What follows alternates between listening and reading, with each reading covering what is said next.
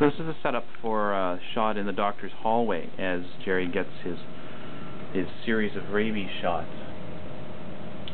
So I'm going to talk a bit about camera and lighting for this shot. First of all, I'll talk about lighting.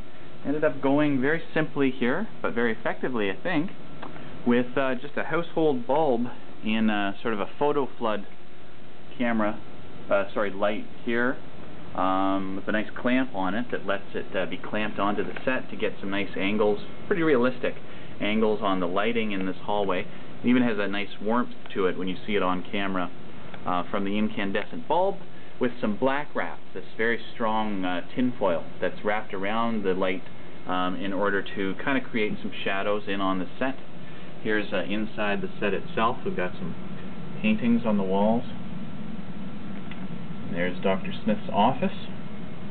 So very simple lighting for the front of the set here as we go down the hallway. And here we have our very nice salon stand, as it's known, that is very nice for doing camera moves. And what we're going to see is the camera as it's going to track into a close-up shot of the doctor's office, which will look like that.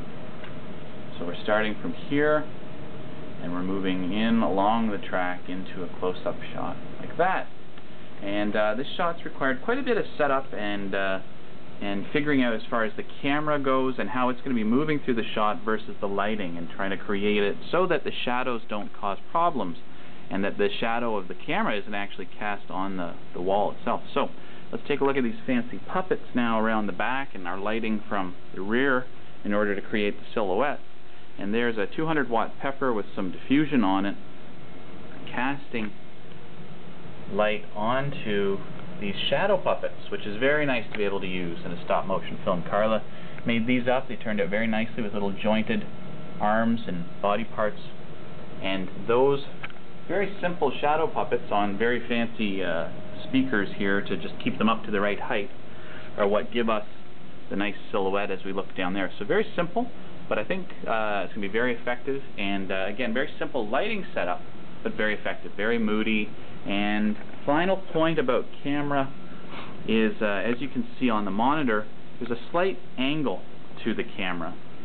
We've tilted the camera just slightly to increase sort of this sense of foreboding, as though things are off a little bit.